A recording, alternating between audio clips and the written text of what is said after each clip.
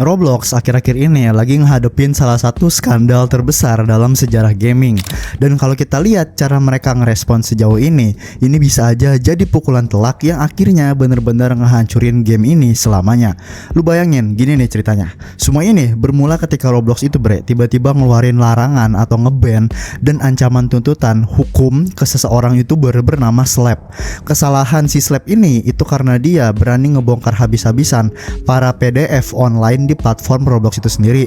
Gue nyebutnya PDF ya, lu tau lah ya apa maksudnya. Slap sendiri yang bilang Roblox Corporation udah ngirim surat penghentian dan peringatan hukum ke gua, seorang pria 22 tahun melawan perusahaan multimiliar dolar. Ancaman tuntutan hukum karena gua nangkep PDF di platformnya mereka. Waktu Slap ini nge-share insiden ini ke publik, reaksi orang-orang tuh udah bisa ditebak. Kebanyakan ngelihat ini sebagai upaya Roblox buat ngelindungin orang-orang paling busuk di masyarakat kita. Karena logika macam apa coba kan? Jadi alih-alih ngehentiin para PDF ini, Roblox malah ngehentiin orang-orang yang lagi berjuang ngehentiin PDF itu. Sumpah, ini kan terbalik banget gitu kalau lu tanya gua. Nggak masuk akal. Coba dah lu resepin sebentar ya di kepala lu nih. Apa yang terjadi setelah ini? Itu bener-bener kejadian sebuah badai besar, bre. Karena ini bukan lagi sekedar hashtag-hashtag yang trending di Twitter gitu. Reaksi balik atau backlashnya itu jauh melampaui sekedar tren-tren mingguan. Beberapa kreator Roblox terbesar itu langsung mutusin semua hubungan dengan perusahaan ini. Salah satu dari mereka itu bilang, Roblox sudah terlalu jauh dari realitas. Kayaknya ini udah selesai. Gua keluar dari start program, gua out, gua selesai, gua finish. Roblox lagi-lagi dituntut juga oleh anggota pemerintah Amerika Serikat. Nilai pasar mereka itu hilang lebih dari 12 miliar dolar dalam hitungan hari.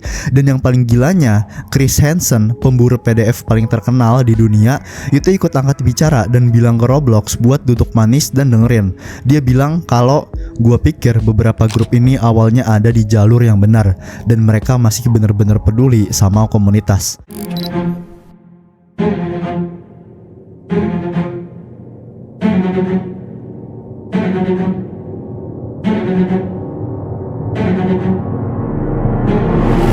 Nah, buat bener-bener ngerti kekacauan yang terjadi, kita harus mulai dari orang yang jadi pusat masalah ini, yaitu Slapnya itu sendiri. Michael, yang lebih dikenal online sebagai Slap, itu awalnya cuma YouTuber Roblox biasa, bre, yang naik daun karena ngebawa perhatian publik ke gunungan konten dan game yang gak pantas di platform ini. Tapi yang bener-bener bikin nama Slap ini terkenal di komunitas Roblox adalah seriesnya yang berjudul To Catch a Robloxian. Secara konsep, video-video ini tuh mirip kayak yang dilakuin Chris Hansen dulu, atau kayak para hunter modern yang nangkep PDF online. Bedanya cuma satu, Slap ini fokus total di Roblox aja. Dia pakai decoy atau akun palsu yang pura-puranya itu di bawah umur dan mulai mancing obrolan sama siapapun yang nyoba ngajak ngobrol nggak senonoh. Lu dengerin salah satu contoh percakapan yang dia bongkar. Dia nggak berhenti ngomongin betapa terobsesinya dia sama wajah si decoy. Gua terobsesi katanya. Ceritain lagi dong. Gue cuman suka betapa cakepnya muka lu. Serius? Iyalah, lu menarik, gue pasti bakal ngelakuin sesuatu ke muka lu yang luar biasa itu. Lu tau lah. Dari titik ini pesan-pesan itu jadi sangat grafik sampai-sampai Slap sendiri itu nggak nyaman buat share ini ke publik. Singkatnya, nggak lama setelah percakapan itu, PDF itu ngirim foto eksplisit dan beberapa video. Decoy ini pura-pura naif, seolah ngomong nggak ngerti hal-hal kayak gini. Begitu dia ngerasa udah punya cukup informasi soal identitas orang itu, atau kalau orang itu udah mulai bergerak, Slap langsung nyerahin semua bukti itu ke polisi. Dia biarin urusan hukum yang ngurus sisanya. Dan nggak kayak kreator lain yang cuma nangkep PDF buat diolok-olok di depan kamera dan farming konten. Tujuan Slap ini cuma satu, yaitu ngebuat Roblox jadi tempat yang lebih aman buat ratusan juta pemain mereka yang masih di bawah umur. Dengan 6 PDF berbeda ditangkep dalam waktu 10 bulan terakhir, jelas banget dia udah berhasil.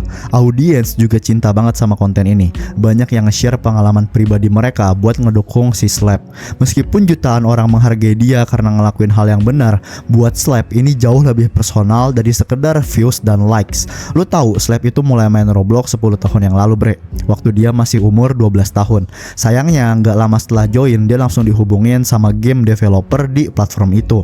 Selama 3 tahun berikutnya, developer ini ngelakuin segalanya buat nge-targetin si Slap ini, dari ngirimin konten kekerasan grafis dan video-video nggak senonoh sampai ngajak ngobrol yang sangat-sangat nggak pantas gitu. Waktu itu penyiksaan mental yang dialaminya bikin Slap ini harus dilarikan ke rumah sakit setelah dia nyoba mengakhiri semuanya. Lu bisa bayangin betapa hancurnya ibunya si Slap kan. Dia berusaha keras ngehubungin Roblox, dia ngemis-ngemis minta tolong soal apa yang terjadi pada anaknya ini. Tapi permohonan itu cuman dianggap angin lalu, nggak pernah direspon. Roblox itu baru merespon setelah ibunya ngancem bakal ngambil tindakan hukum. Tapi responnya itu bakal malah bikin elu darah tinggi gitu. Mereka nolak semua tanggung jawab. Mereka ngeklaim kalau hal-hal nggak pantas itu terjadi di platform lain. Mereka pura-pura nggak lihat fakta kalau semuanya berawal di platform mereka. Dan yang lebih penting, orang yang dilaporkan itu adalah pihak yang terikat kontrak langsung dengan Roblox masalahnya kan. Yang paling busuk juga, orang ini tuh nggak ngadepin hukuman apa-apa atas perbuatannya ke Slap. Roblox tetap bayar gajinya selama bertahun-tahun dan baru mencat dia setelah developer perempuan lain ngelaporin dia atas tuduhan pelecehan seksual. Dengan kata lain, series dari To Catch a Robloxian itu adalah cara Slap buat balas dendam. Itu adalah caranya buat mastiin gak ada anak lain yang ngalamin neraka yang pernah dia lewatin. Tapi lu tahu kenapa Slap ini harus turun tangan sendiri? Karena nyatanya Roblox sendiri itu gak pernah nunjukin minat buat bikin game itu aman. Padahal lebih dari 50% basis pemain mereka adalah anak-anak di bawah umur. Faktanya Roblox itu udah lama jadi ladang perburuan populer buat para PDF online. Kenapa? Karena moderasi mereka itu bisa dibilang lemah banget bre. Dan verifikasi usia mereka itu hampir gak ada gitu. Orang remeh, bener-bener remeh gitu. Ada puluhan bahkan ratusan laporan soal PDF yang manfaatin platform ini buat nyari dan ngebujuk korbannya. Banyak dari mereka bahkan pakai Robux, yang dimana itu adalah mata uang in-game-nya, sebagai suap untuk mendapatkan imbalan gak senonoh. Bahkan ada juga beberapa kasus di mana PDF ini nekat sampai nyulik korban yang mereka temui di Roblox. Sebuah investigasi yang dilakuin organisasi keselamatan online Australia juga ngebongkar betapa parahnya masalah ini. Siapa yang pernah ditawarin Robux gratis buat ngelakuin sesuatu yang gak pantas di game? Atau ada orang yang bilang, gue bakal kasih lu Robux gratis kalau lu follow gue di Snapchat atau TikTok. Siapa yang pernah ngalamin itu? Oke, banyak dari kalian. Dan dari omongan itu, lu bisa dengar kalau ternyata meski semua buktinya ini udah di depan mata, Roblox itu nggak pernah nanggepin ini dengan serius. Mereka biarin semuanya itu jadi makin parah dari hari ke hari. Nggak cuman itu, lu juga bisa lihat banjirnya game yang sangat mengganggu di platform mereka, kayak Escape to Epstein Island, Public Bedroom Simulator, dan banyak judul yang berhubungan dengan skandalnya Didi. Kelamaan Roblox ini yang akhirnya maksa Slap buat nyelesain masalah ini sendiri sebisa mungkin, semaksimal dia mungkin. Tapi bukannya berterima kasih buat usahanya si Slap ini, atau paling nggak belajar gitu dari contohnya dia, Roblox malah ngelakuin hal terburuk yang bisa mereka lakuin, yaitu nge-ban Slap dan ngancam tindakan hukum kalau dia terus ngebongkar PDF di platformnya mereka. Tanggal 9 Agustus 2025, Slap mengunggah sebuah video dengan judul yang kedengeran absurd banget, saking jahatnya gitu. Dia bilang kalau Roblox ngancem bakal nuntut gue karena ngelindungin anak-anak. Sayangnya ini tuh bukan clickbait. Roblox Corporation udah ngirim surat penghentian dan peringatan hukum ke dia, seorang pria 22 tahun ngelawan perusahaan multimiliar dolar. Ancaman tuntutan hukum karena dia nangkep PDF di platformnya mereka. Slap mengungkapin kalau semua akun yang pernah dia punya di Roblox di-banned, termasuk akun yang dia dan timnya pakai buat aktif nangkep PDF. Dia juga dilarang pakai produknya Roblox lagi dengan ancaman hukum kalau dia macem-macem. Tapi alasan mereka itu tuh yang bakal bikin lu curiga. Alasan itu tidak bukan banget dan sangat-sangat menipu ibaratnya. Menurut Roblox, tindakan Slap itu entah gimana malah ngebuat pengguna mereka ngalamin peningkatan resiko. 3 poin utama yang mereka sorot dalam surat tuntutan itu juga nggak benar. Misalnya mereka ngeklaim kalau Slap lah yang mengarahkan pengguna buat mindahin obrolan ke luar platform. Padahal dari video-videonya tuh jelas banget kalau para PDF itu yang selalu minta decoy buat pindah ke aplikasi kayak Snapchat atau Discord. Klaim mereka soal terlibat dalam simulasi percakapan membahayakan anak juga nggak masuk akal. Slap itu ngejelasin, terlibat dalam simulasi percakapan membahayakan anak. Apa coba? Jadi salah satu dasar fundamental dari PDF catching itu adalah lu nggak boleh ngomong hal-hal seksual ke PDF yang seharusnya ngomong ke elu kan. Kalau elu yang ngomong ke PDF itu namanya penjebakan gitu. Itu bener-bener ya entrapment. Kami hampir selalu berperan sebagai anak naif yang nggak tahu apa-apa soal hal-hal kayak gini. Jadi mereka yang ngajarin kami tentang hal-hal ini. Kasarannya tuh tiap ada penangkapan PDF ini bre, Slap itu nggak pernah kayak ngegiring, bener-bener ngegiring gitu loh. Kayak yang mulai obrolan-obrolan nggak senonohnya tuh bukan Slap, tapi PDF itu. Kalau lu udah nonton video-videonya Slap, lu tahu sendirilah gimana chat itu berjalan. Para PDF itu yang selalu mimpin percakapan. Tapi lu tahu apa klaim terburuk yang dilontarkan sama Roblox? Mereka bilang Slap ini nggak pakai saluran yang tepat buat ngelaporin para PDF ini sebelum dia ke polisi.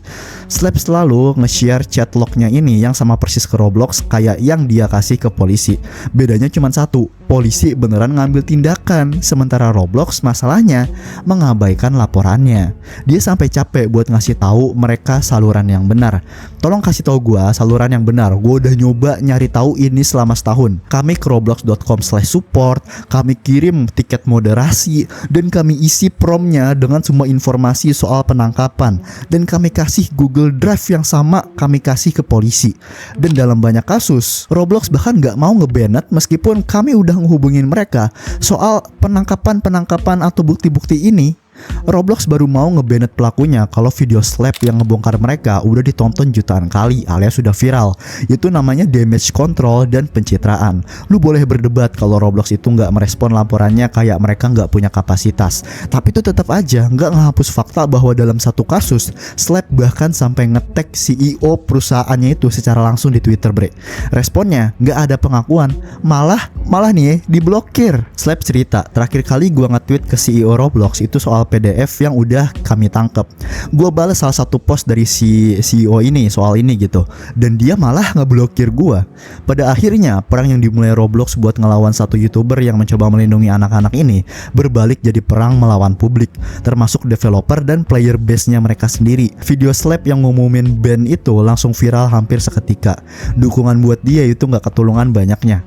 Roblox ngecap dia sebagai vigilante atau hakim jalanan. Ini cuma negasin betapa nggak nyambungnya mereka sama realitas, betapa mereka tuh nggak tahu kondisi sebenarnya di platform mereka tuh bagaimana gitu loh bre. Cara CEO David Bizuki ngekat omongan Chief Safety Officer mereka sendiri waktu dia lagi nyoba ngejelasin tindakan Slap di video respon itu bener-bener mencurigakan. Seolah-olah dia sadar kalau CEO-nya ini lagi ngarang cerita dan nggak mau ngasih amunisi tambahan ke internet. Padahal kalau kita lihat track record perusahaannya ini, mereka mungkin bakal tetap kekeh buat ngeban si Slap ini dan pura-pura nggak ada apa-apa. Mereka bahkan bilang kalau pemburu PDF kayak Slap itu sama aja buruknya kayak PDF-nya itu sendiri.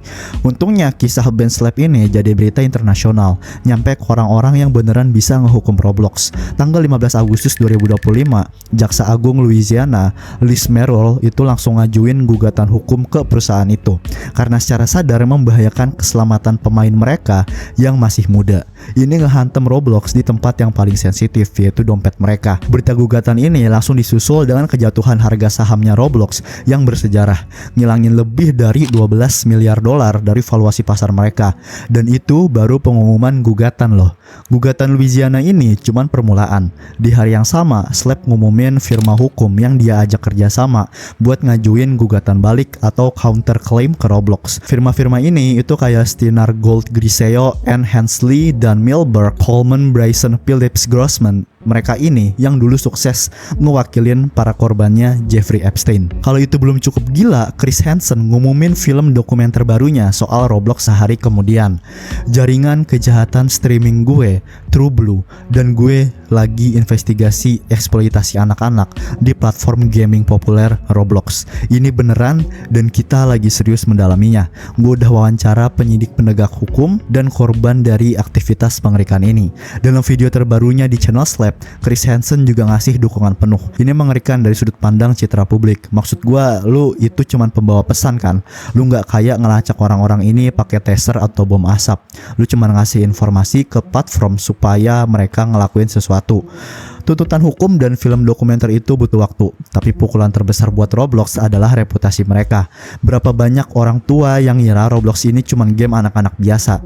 Sekarang dengan kisah Slap yang jadi berita internasional, para orang tua itu udah lihat kebenarannya, dan mereka nggak bakal pernah biarin anak-anak mereka deket-deket sama Roblox lagi. Seenggaknya minimal bakal sangat hati-hati, bakal diawasin lah. Ada satu komentar dari bapak-bapak di YouTube. Gua ayah 31 tahun dari anak cewek 9 tahun dan cowok 7 tahun. Gua nggak sadar sama sekali betapa berbahayanya Roblox ini. Gua harus duduk bareng anak gua dan nanya dia pernah main game kayak Bedroom Simulator atau enggak.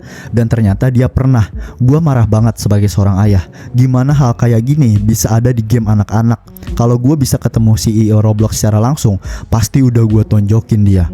Inilah hasil terpentingnya. Bahkan kalau Roblox bisa ngindar dari masalah hukum, anak-anak dan orang tua mereka udah sadar sama bahaya ini. Apalagi CEO mereka kedengeran gak waras banget dengan rencana buat tambahin fitur online dating ke platform yang setengah pemainnya di bawah umur loh bre. Ngasih sejarah kelam Roblox ini soal PDF. Ini resep sempurna buat bencana.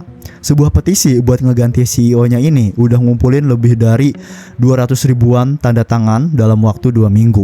Mungkin kepemimpinan baru itu bisa nyelamatin Roblox, tapi saat ini mereka lagi kebut-kebutan menuju kehancuran yang benar-benar pantas buat mereka dapetin dengan betapa kacaunya platform mereka. Roblox Corporation udah nunjukin kartunya mereka. Mereka memilih PDF ketimbang pelindung. Mereka milih keserakahan ketimbang keamanan. Dan sekarang giliran komunitas yang nentuin apakah game ini pantas buat dihidupkan atau harus dibiarkan mati aja. Oke bre, itulah dia buat video gua kali ini. Gimana kalau kalian suka sama cerita ini, sama video ini, silahkan like, comment, share, dan subscribe channel ini. Dan BTW, gue baru aja buka membership yang dimana nanti gue bakal lebih banyak cerita kasus-kasus atau skandal-skandal entah dari para influencer atau ngomongin kasus-kasusnya kartel. Kalau kalian tertarik dengan cerita-cerita dari gue lagi, silahkan join membership, tombolnya ada di bawah. Oke, sampai jumpa lagi di video selanjutnya. Dadah.